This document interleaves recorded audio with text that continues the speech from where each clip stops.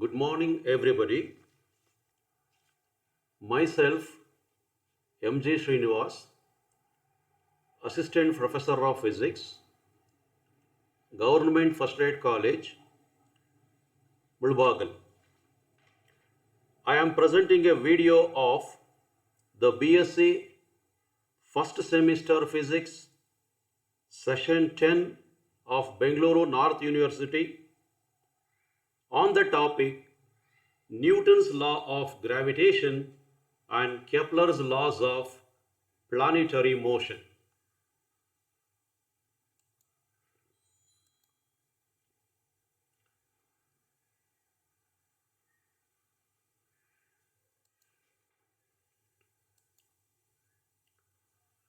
So the contents of my presentation include Newton's law of gravitation,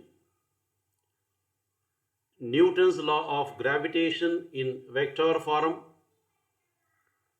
Kepler's first law of planetary motion, Kepler's second law of planetary motion, and Kepler's third law of planetary motion. The learning objectives of this topic are to study the statement and explanation of Newton's law of gravitation, to study the Newton's law of gravitation in vector form, to study the statement and explanation of Kepler's first law of planetary motion, to study the statement and explanation of Kepler's second law of planetary motion, to study the statement and explanation of Kepler's third law of planetary motion.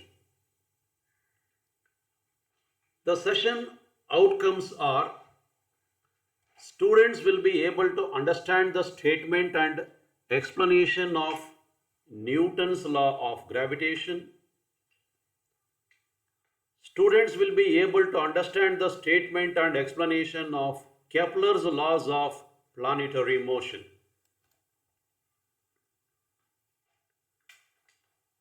What is meant by gravitation? Gravitation is the force of attraction that exists between two bodies due to their masses. Coming to the Newton's law of gravitation.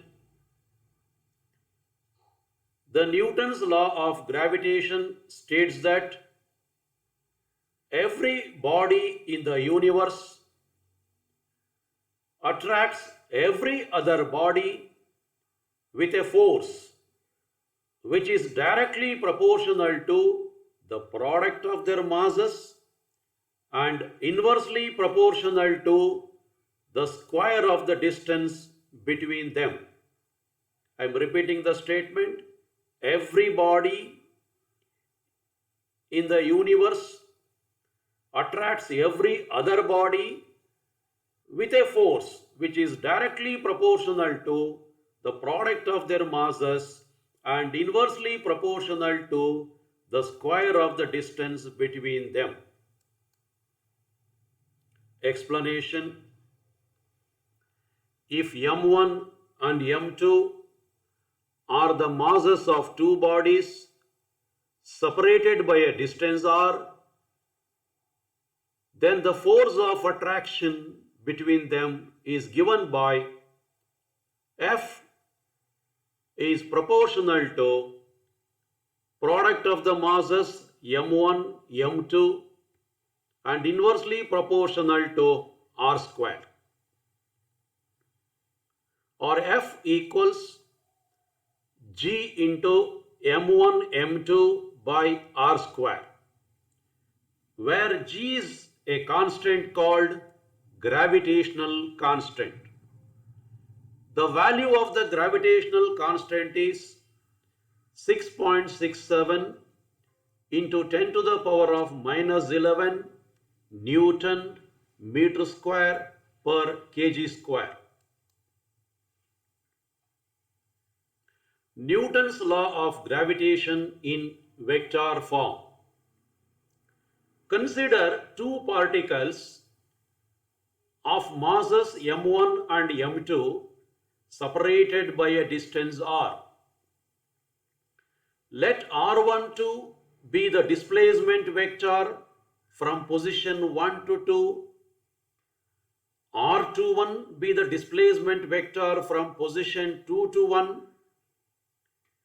F12 be the gravitational force exerted by 1 on 2, F21 be the gravitational force exerted by 2 on 1.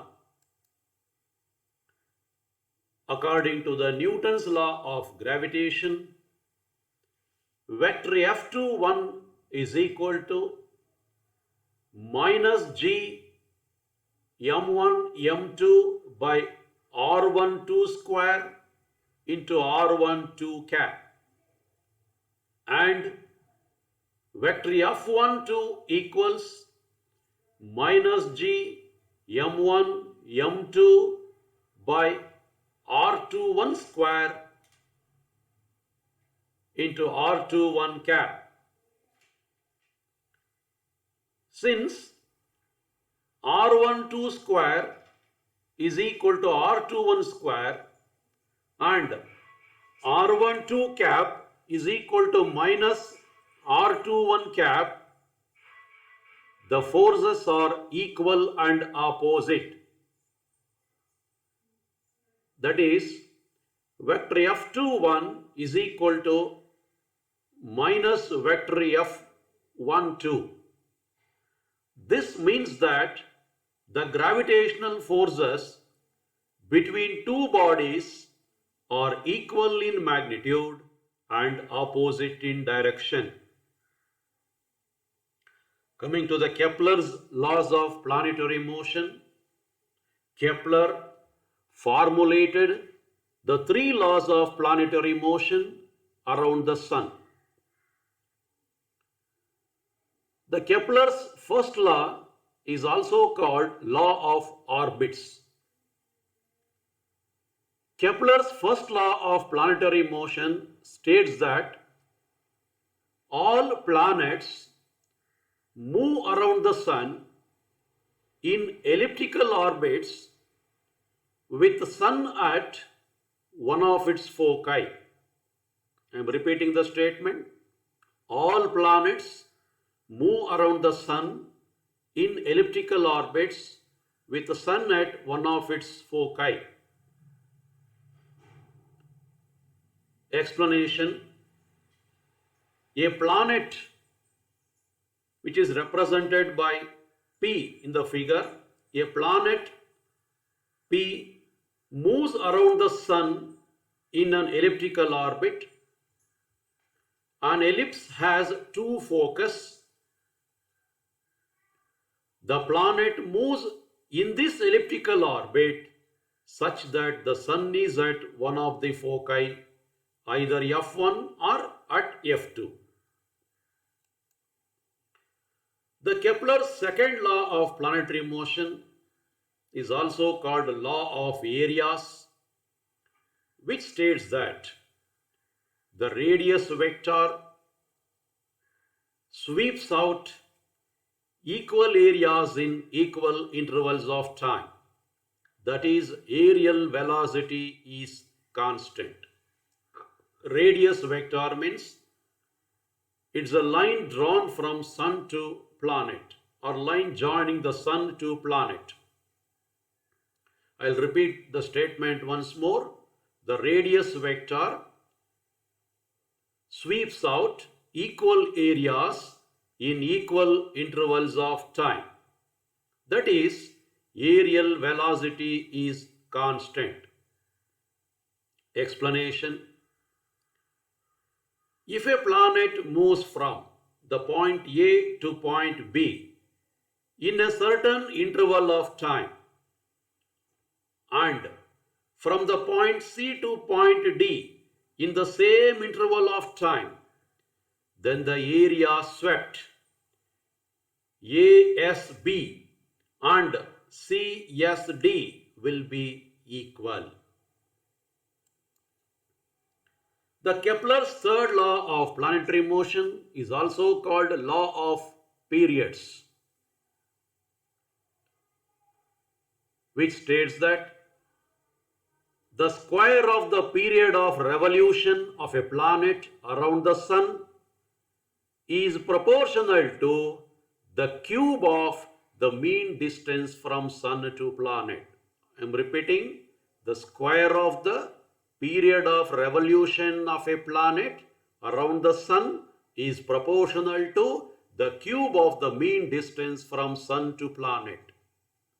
Explanation: if t is the period of revolution of a planet around the sun and a is the mean distance from sun to planet, then according to Kepler's third law, t square is directly proportional to a cube, or t square is equal to constant into a cube, or t square by a cube is equal to constant. Thank you.